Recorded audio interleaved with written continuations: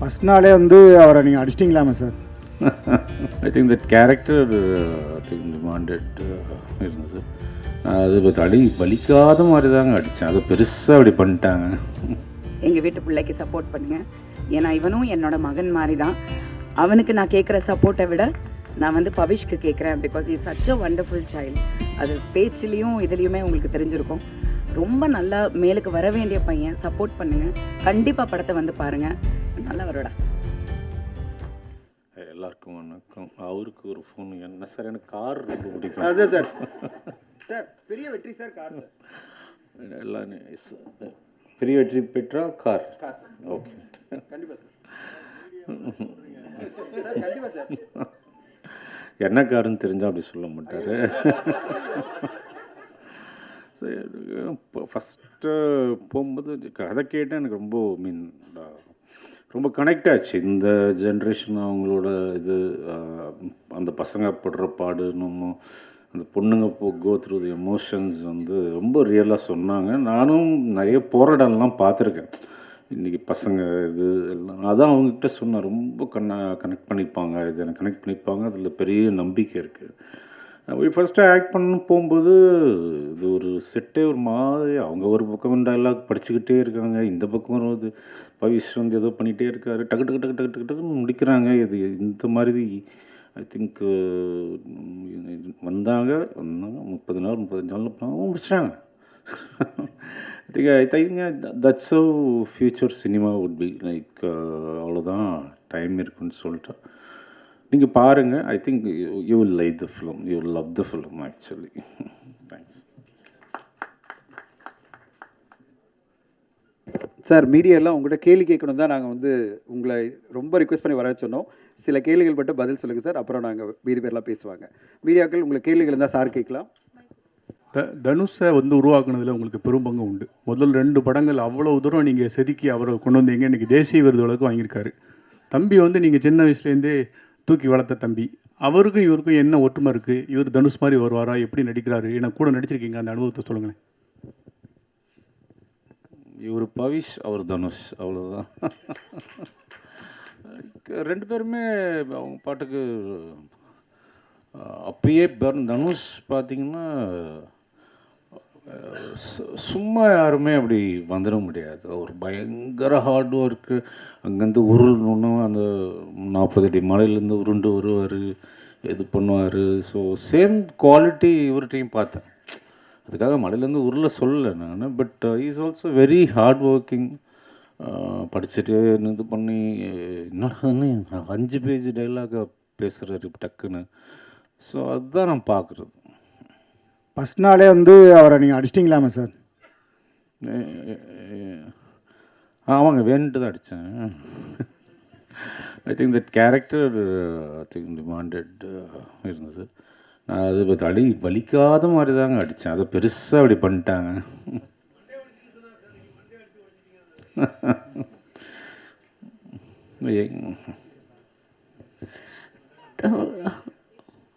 Hello sir. இங்கே 20 years before வந்து அப்சசிவான love பற்றிலாம் நீங்கள் வந்து ஸ்டோரி பண்ணியிருக்கீங்க. இப்போ இந்த ஜென்சியோட லவ் உங்களுக்கு புரியுதா? அதை பற்றி கதை ஏதாவது எழுதணும் அப்படின்னு எழுதியிருக்கீங்களா?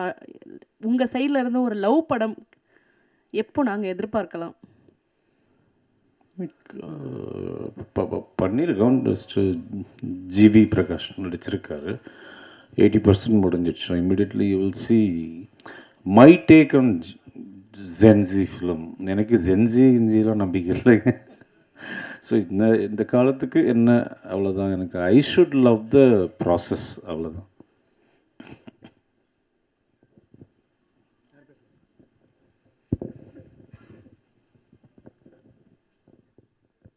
வனிதா மேடம். செல்வா சார் மட்டும் தான் Q&A இல்ல. செல்வா சார் கிளம்புறாரு, அதனால தான். அப்புறம் செல்வா சார் ரீசன் கேட்கலாம். செல்வா சார், ஆக்சுவலாக நீங்கள் வந்து தனுஷ் சாருக்கு வந்து மிகப்பெரிய ஒரு ரவுடிசம் படம் யாருமே அந்த மாதிரி கொடுத்ததே இல்லை. அந்த படம் ஏன் அப்படியே அடுத்த கட்டத்துக்கு நகராமல் இருக்குது? ஒருவேளை பவிஸுக்கு அது வருமா? அதே போல் காதலுக்காகவும் அவர் தான் பயங்கரமாக, நீங்கள் முக்கோண காதலும் நல்லா காமிச்சிருப்பீங்க. ஸோ பவிஸுக்கு பண்ணால் ரவுடிசமா இல்லை காதலில் இறங்குவீங்களா?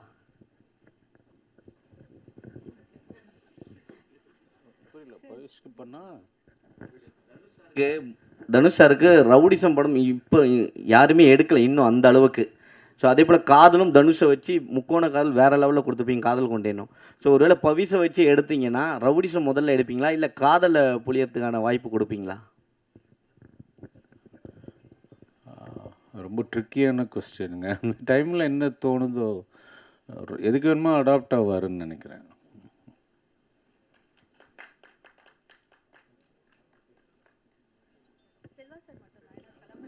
செல்வா சார், வாழ்த்துக்கள் சார். அப்புறம் நீங்கள் எடுத்த படங்களில் வந்து உயிருக்கு உயிரான லவ் அப்படின்ற அளவுக்கு தான் அவங்க காதல்லாம் இருந்தது.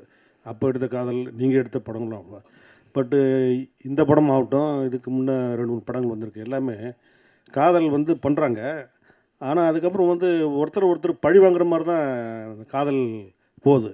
இப்போ உள்ள காதல் அப்படி மாறி போச்சா? காதல் இருக்கா இல்லையா?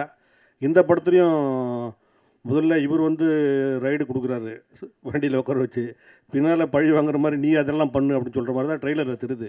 இப்போ உள்ள காதல் இருக்கா இல்லையா அதை மட்டும் சொல்லுங்கள் சார். இனிமேல் உள்ள காதல் எப்படி இருக்கும்? அதுக்கு நான் ஃபஸ்ட்டு லவ் பண்ணணும்.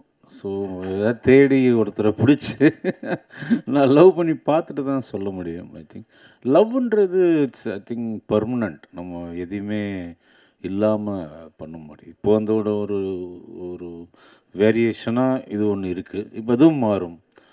அடுத்த ஜென்ரேஷன் வேறு மாதிரி வரும். லவ்வோட பேர் தான் மாறிட்டே போருமே தவிர லவ் இஸ் எவர் லாஸ்டிங். சொல்ல சார், காதல் கொண்டேன் பார்ட் 2 வருது அப்படின்னாங்க. பார்ட் 3 வந்து பவிஷ் வச்சு ஏதாவது எடுக்க ஐடியா இருக்கா? அதுக்கு செட்டாக பார்ட் 2வே நான் சொல்லி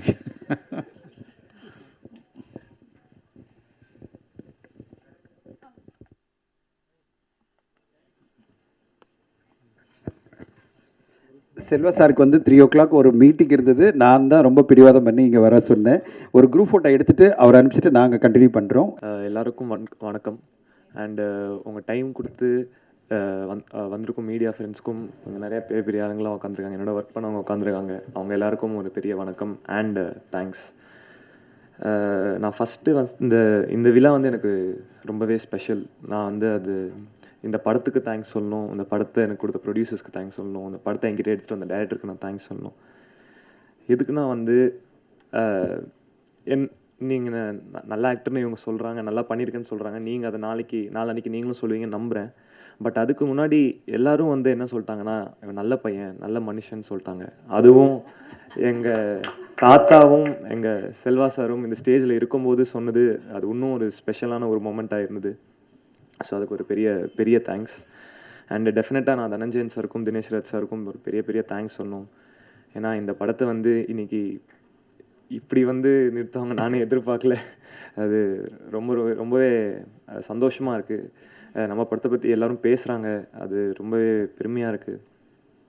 அண்டு இந்த படத்தோட ஆக்சுவல் ஹீரோ மகேஷ் சாருக்கு நான் வந்து ஒரு பெரிய தேங்க்ஸ் சொல்லணும். கண்டிப்பாக தேங்க்ஸ் சொல்லணும். நான் நிறைய இடத்துல சொல்லிட்டேன், 3 ஈவெண்ட்றதுனால இங்கே பேசுறதுக்கு கண்டென்ட்டே இல்லை. ஆனாலும் ஒரு பெரிய தேங்க்ஸ் சொல்லணும். அவரோட ஹார்ட் ஒர்க், அவரோட 10% 20% ஹார்ட் ஒர்க் தான் நான் அந்த படத்துக்கு கொடுத்துருக்கேன். அவர் ஹார்ட் ஒர்க் தான் அந்த படத்தில் பெருசு. அண்டு எனக்காக எல்லாத்தையும் கண்டிப்பாக அவருக்காக இந்த படம் ஒரு பெரிய சக்ஸஸ் ஆகணும். அண்டு இந்த படத்தில் வனிதா மேம் இருக்காங்க, செல்வா சார் இருக்காங்க, கே.எஸ். ரவிக்குமார் சார் இருக்காங்க. நான் வந்து ஒன்றே ஒத்துக்க மாட்டேன். எல்லாருமே வனிதா மேம் எக்ஸ்பீரியன்ஸ் சொல்கிறாங்க. அவங்க எக்ஸ்பீரியன்ஸ் தான், ஆனால் அப்படி கிடையாது செட்டில். அவங்க ஒரு யூத்து தான் ஆக்சுவலாக. ஏன்னா வந்து நான் நாகதுர்காவோட அதுக்கு முன்னாடி ஒரு 10 நாள் நடிச்சிட்டேன். எனக்கு அப்போ கூட யூத் ஃபீலிங் வரல. வனிதா மேம் வரும்போது தான் அந்த யூத் ஃபீலிங்கே செட்டில் வந்தது ஆக்சுவலாக. ஸோ வனிதா மேம்க்கு ஒரு பெரிய தேங்க்ஸ். ஆக்சுவலாக மேம் நீங்கள் வந்து நாகதுர்கா கேரக்டர் பண்ணியிருக்கலாம், அவங்க உங்கள் கேரக்டர் பண்ணியிருக்கலாம் மேம், கரெக்டாக இருந்திருக்கும்.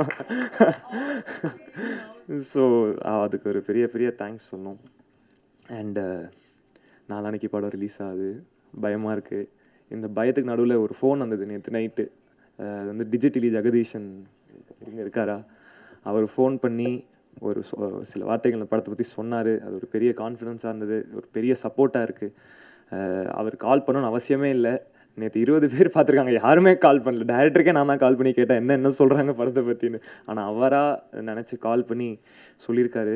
அதுக்கு ஒரு பெரிய தேங்க்ஸ் நான் சொல்லணும். அண்டு படத்தில் ஃபாக்ஸன் இருக்காரு. அவர் மியூசிக் இன்னைக்கு இந்த அவர் மியூசிக்கை பார்த்துட்டு நிறைய பேர் இது என்ன படம்னு கேட்குறாங்க. ஸோ அதுவே வந்து ஒரு நல்ல விஷயம் தான் நான் நம்புகிறேன். அண்டு ஃபாக்ஸனுக்கு ஒரு பெரிய தேங்க்ஸ். அண்டு எல்லா ப்ரொடியூசர் வந்து படம் வந்து ரிலீஸாக ஹிட் ஆனதுக்கப்புறம் கிஃப்ட் கொடுப்பாங்க. இவங்க இந்த ப்ரொடியூசர் ரொம்ப நல்ல ப்ரொடியூஸராக இருக்கிறாங்க. படம் ஹிட் ஆகிறதுக்கு முன்னாடியே கிஃப்ட்டு கொடுத்து இது பண்ணிட்டாங்க, உழைப்பு கொடுத்தாங்க. சார் அதை note very big thing sir. நானும் ஆக்சுவலாக நிறைய ஆர்டர் பண்ணியிருக்கேன் சார் இந்த படத்துக்கு. சார் தினேஷ் சார் கூட இன்னொரு படம் வேறு பண்ணுறேன், அந்த படத்துக்கு நிறைய ஆர்டர் பண்ணுறேன். ஸோ எஸ் சார், அது அதான் நம்ம ஸ்ட்ரெஸ்ஸாக இருக்கும் அப்போ, அதனால் ஜாலியாக பேசி நம்ம இதாக இருக்கணும் தான் இப்படி பேசுகிறேன். அண்டு நாளைக்கு படம் வருது, எல்லோரும் பாருங்கள், பார்த்துட்டு எல்லாருக்கும் பிடிக்கும்னு நம்புகிறேன். படத்தை சப்போர்ட் பண்ணுங்கள். And thank you so much. Pavish வந்து யூரேன் வந்துட்டாங்க, இதை பேச போறீங்களா? நில்லுங்க, 2 பேர் அவர்னா இப்படி சொல்லிவிட்டாரு. இல்லை, நான் வந்து I'm very sentimental at this point, very emotional. ஒரே மேடையில் 3 ஜென்ரேஷன் பற்றி அங்கிள் சொன்னாங்க, கஸ்தூர்ராஜ் அங்கிள். ஸோ அந்த கொடுப்பனை வந்து எனக்கு கிடைக்கல வித் மை கிட்ஸ். ஸோ நடந்திருக்கணும். பட் இந்த மேடையில் இவங்க வீட்டு பொண்ணாக நான் வந்து இங்கே நின்று கேட்குறேன், எங்கள் வீட்டு பிள்ளைக்கு சப்போர்ட் பண்ணுங்கள். ஏன்னா இவனும் என்னோட மகன் மாதிரி தான். அவனுக்கு நான் கேட்குற சப்போர்ட்டை விட நான் வந்து பவிஷ்க்கு கேட்குறேன். Because is such a wonderful child. அது பேச்சுலேயும் இதுலேயுமே உங்களுக்கு தெரிஞ்சிருக்கும். ரொம்ப நல்லா மேலுக்கு வர வேண்டிய பையன். சப்போர்ட் பண்ணுங்கள், கண்டிப்பாக படத்தை வந்து பாருங்கள், நல்லா வருடா. தேங்க்யூ. சாரி சார், லேட் நேற்று கூப்பிட்டுருக்கலாம். இல்லை, இருந்தாலும் இந்த ஃபோன் எனக்கு ஒன்று கொடுக்கல அப்படிங்கிறது நான் அவ்வளோ கூட செய்யலையா சினிமாவில். சக்ஸஸ் ஆன உடனே உங்களுக்கு தான் சார் ஃபஸ்ட்டு. சரி, கேரண்டி சார். நான் சக்ஸஸ் ஆன உடனே வா சார், எங்கள் படம் சார், உங்கள் படம் சக்ஸஸ் தாங்க, அதை சொல்ல தான் வந்தேன் நானுங்க. பாக்ஸ் ஆஃபீஸ் இங்கே வந்து பார்த்தீங்கன்னா பொதுவாக மீடியா பீப்புள்னால் கொஞ்சம் ஒரு கால்வாசி இருப்பாங்க, இல்லாட்டி பாதி இருப்பாங்க. இவ்வளவு பேக்கடாக நான் இப்போ தான் பார்க்குறேன். இவ்வளவு பேர் இங்கே இருக்கிறதுனால தான் உங்ககிட்ட ஒரு ரெக்வெஸ்ட் வைக்கணும்னு தான் நான் திருப்பி வந்தேன். இந்த படம் நாளைக்கு ஓடுமா அப்படிங்கிற கொஸ்டினே வரக்கூடாது, அதுக்கு நீங்கள் விடக்கூடாது. இந்த படம் சூப்பர் ஹிட் ஆகியே தீரணும். ஏன்னா நான் வெற்றி அடைஞ்சேன், என் மகன் வெற்றி அடைஞ்சான், என் பேரனும் வெற்றி அடையணும். அவன் வெற்றி அடைஞ்சு அவனுடைய குழந்தையும் நாளைக்கு இங்கே வரணும், அதுக்கு நீங்கள் எல்லாம் வரணும். அதெல்லாம் இப்போ உங்கள் கையிலே தான் இருக்குது. இந்த ஒரு பாயிண்ட்டை உங்களுக்கு சொல்கிறதுக்கு விட்டு போச்சு. ஏன்னா இவ்வளோ பேர் இருக்கும்போது சொன்னால் தான் இது கொஞ்சம் பரவலாக போய் சேரும். தயவு செஞ்சு அதை கொஞ்சம் செய்யுங்க, பாவம் சின்ன பசங்க. என் பாட்டோட வந்து நீங்கள் ஜிம்பாய் சொன்னது மட்டும் தான் என்னால் ஏற்றுக்க முடியல. அவர் ஜிம்பாய் இல்லை, ஒரு அன்பான பாய். நான் வந்து என்ன பண்ணார், திடீர்னு என்னை கூப்பிட்டு ஒரு நாள் எனக்கு கேட்டார், சார் இவ்வளோ சுறுசுறுப்பாக ஓடிட்டே இருக்கீங்க, உங்களுக்கு என்ன சார் வயசு? என் வயசு சார் என்ன சார் உங்கள் வயசு இவ்வளோ ஆயிடுச்சா அப்படின்றாரு. அப்படி நான் சொன்னேன், உங்கள் வயசு கம்மியாக இருக்கிறதால என் வயசை நான் குறைச்சி சொல்ல முடியாதுன்னு. தினேஷ் சார்.